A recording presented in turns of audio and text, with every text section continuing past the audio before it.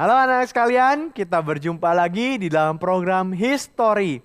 Hari ini kita akan bicara tentang satu orang tokoh yang sangat penting di dalam gereja abad pertengahan, yaitu seorang bernama Thomas Aquinas.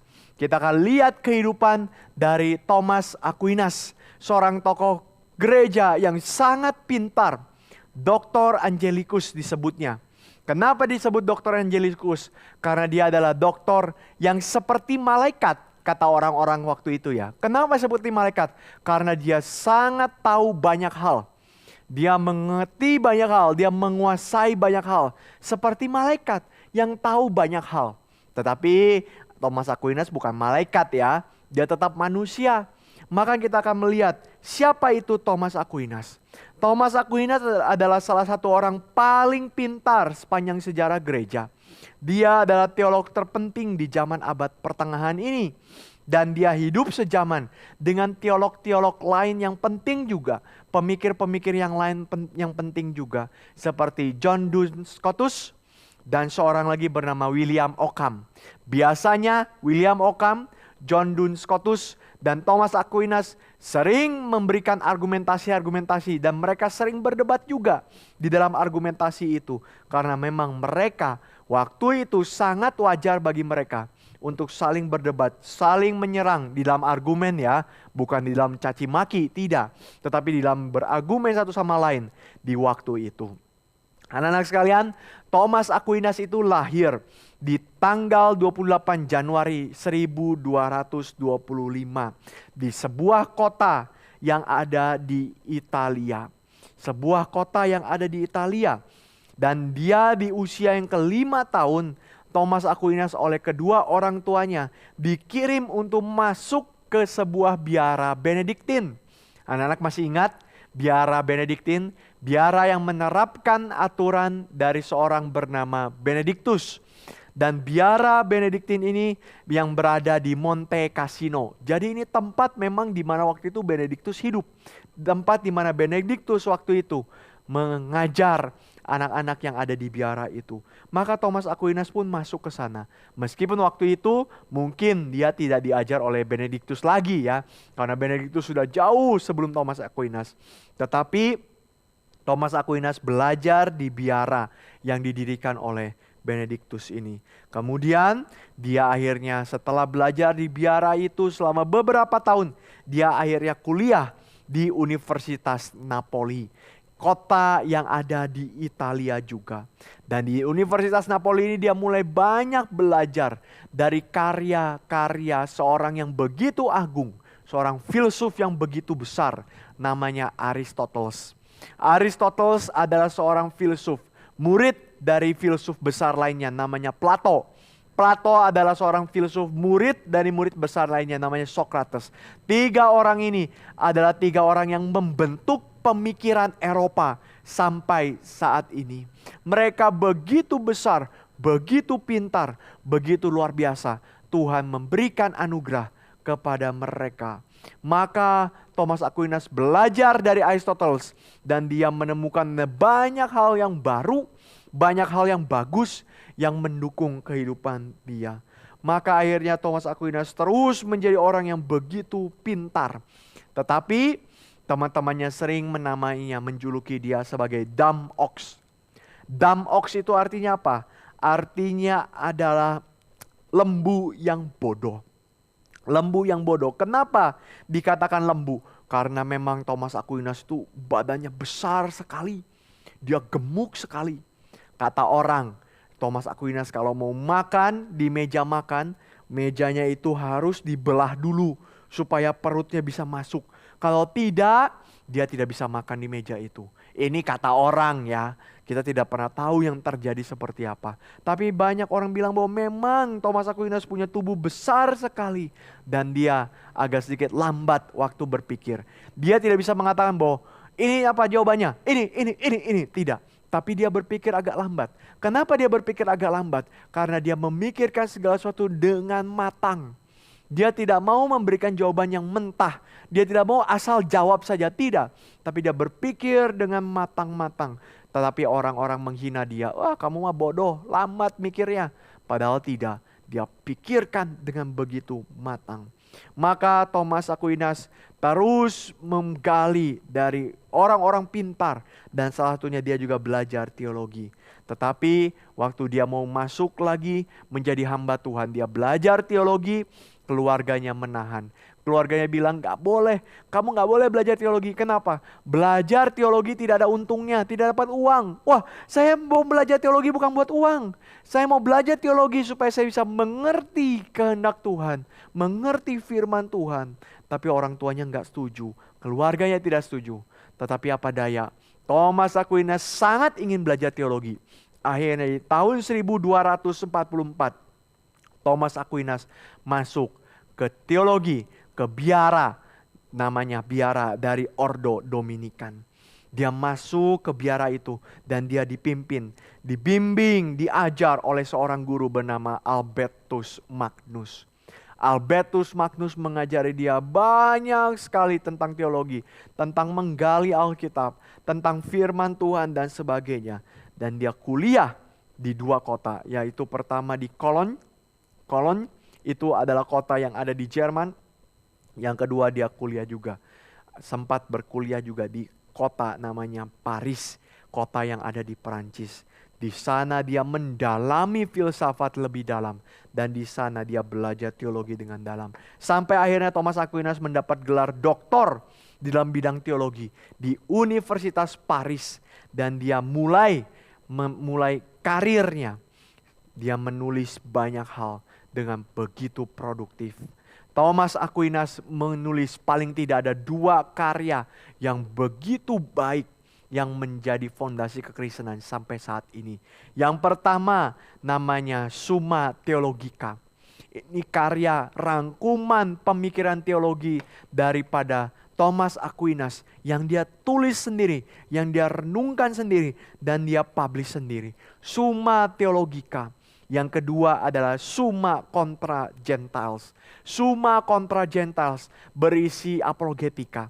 Apa itu apologetika? Apologetika adalah jawaban terhadap sanggahan dari orang-orang yang tidak percaya Tuhan. Dari orang-orang yang tidak kenal Tuhan. Dia berusaha untuk menyanggah mereka, untuk menjawab pertanyaan mereka dengan pemikiran yang begitu matang, sehingga mereka bisa melihat ada kaitan antara iman dan akal budi. Orang yang percaya Tuhan bukan orang yang bodoh. Orang yang percaya Tuhan adalah orang yang pintar sekali. Tetapi sambil pikirannya begitu pintar, sambil hatinya kenal Tuhan. Maka dengan filosofi dari Aristoteles dan dengan ajaran-ajaran doktrin gereja, maka Thomas Aquinas mengcombine-nya, mengawinkannya menjadi satu kekuatan teologi yang begitu besar untuk kemuliaan nama Tuhan. Maka setelah itu Thomas Aquinas memegang beberapa posisi untuk mengajar di universitas. Dia pernah mengajar di Universitas Paris. Dia pernah menjadi dosen di Universitas di Roma. Dia pernah mengajar juga di Universitas di Napoli. Dan dia memerankan banyak pemikiran, banyak peran-peran penting di dalam konsili-konsili gereja. Dan bahkan Thomas Aquinas menjadi penasihat dari Paus selama beberapa waktu. Maka kita lihat, ini orang begitu pintar. Dan apa sih yang dia cari? Apa sih yang dia kejar? Apakah dia cari kekuasaan? Tidak. Apakah dia cari uang? Tidak. Apakah dia cari popularitas? Tidak. Yang dia cari hanyalah Tuhan. Tapi bagaimana caranya mencari Tuhan? Mencari Tuhan tentu harus dengan wahyu daripada Tuhan. Harus dari firman Tuhan. Manusia tidak mungkin ketemu Tuhan kalau tidak pakai firman. Tetapi di sisi yang lain, Tuhan pun kasih bijaksana kepada kita, sehingga kita bisa mengerti firman dan kita bisa mengerti tentang Tuhan. Salah satunya adalah di dalam Summa Theologica ada satu pemikiran yang sangat terkenal yang disebut 5 ways, 5 argumen untuk membuktikan keberadaan Allah. Banyak orang yang bertanya, Allah itu ada kan? Tahu dari mana kita bahwa Allah itu ada? Aquinas mengatakan ada 5 argumentasi. Pertama, argumentasi gerak. Apa itu argumentasi gerak? Argumentasi gerak dia mengatakan, segala sesuatu yang bergerak pasti digerakkan oleh sesuatu yang lain. Mobil bergerak karena bannya berputar. Ban berputar karena mesinnya yang menggerakkan. Mesin menggerakkan karena ada bensin, ada pembakaran di dalam mesin itu yang bisa menggerakkan. Bensin, pembakaran di dalam mesin itu bisa menggerakkan. Karena kita beli bensin, kita masukkan ke tangki bensin yang ada di mobil itu. Kita beli bensin, kita masukkan ke dalam tangki bensin dalam mobil itu. Terjadi karena apa? Karena bensin itu disupport, dipasok dari tempat-tempat kilang bensin dan sebagainya terus menerus. Setiap kali ada suatu hal yang bergerak, setiap kali ada satu event, pasti terjadi karena event sebelumnya, ada event sebelumnya, ada event sebelumnya. Thomas Aquinas berkata, kalau event itu ada lagi sebelumnya, ada lagi sebelumnya, ada lagi sebelumnya, ada lagi sebelumnya, pertama kali yang menggerakkan semuanya itu siapa? Nah, ini pikiran dia ya, pintar juga ya. Kalau yang sebelumnya digerakkan oleh sebelumnya, digerakkan sebelumnya, yang paling awal yang menggerakkan segala sesuatu itu siapa? Pasti ada unmoved mover. Ada penggerak yang tidak digerakkan oleh siapapun. Ada penggerak yang tidak bergerak oleh apapun, tetapi oleh dirinya sendiri. Yaitu siapa? Itu pasti Allah. Tidak mungkin tidak kalau bukan Allah. Maka penyebab utama dari segala sesuatu, penyebab pertamanya adalah Allah. Ini argumen pertama. Argumen kedua adalah argumen sebab akibat. Maksudnya apa? Setiap akibat memiliki penyebab dan pada akhirnya pasti ada satu penyebab dari segala sesuatu, yaitu siapa? Tuhan. Itu argumen kedua. Argumen ketiga, dia mengatakan argumen tentang kebergantungan. Seluruh ciptaan itu bergantung kan? Kalau seluruh ciptaan bergantung kepada suatu hal, maka harus ada suatu hal yang menjadi pencipta. Ciptaan bisa ada karena ada yang mencipta. Dan yang mencipta itu hanya bisa dilakukan oleh pencipta. Maka pencipta beda dengan ciptaan. Dan siapa itu pencipta? Pencipta itu pasti adalah Allah. Karena Allah satu-satunya yang tidak dicipta. Argumentasi ketiga. Argumentasi keempat adalah argumentasi kesempurnaan. Kalau kita tahu ada kebaikan di tengah-tengah dunia, kalau kita tahu ada keadilan, ada keindahan dan sebagainya, pasti kita juga tahu ada yang paling sempurna. Ada kebaikan di bumi, tapi setiap kebaikan tidak sempurna. Pasti ada kebaikan yang paling sempurna, sumber segala kebaikan. Dan siapa itu? Pasti Allah. Argumentasi yang kelima adalah argumen penyebab ultimat. Bahwa segala sesuatu ini bisa terarah. Kenapa? Apakah karena Big Bang meledak bar maka segala sesuatu bisa terarah? Tidak. Pasti ada yang menetapkan tujuan dari segala sesuatu dalam dunia ini. Dan siapa yang menetapkan? Itu pasti adalah Allah yang menjadi perancang atas segala sesuatu. Maka kita lihat argumentasi ini membuat teologi bukan sekedar kepercayaan.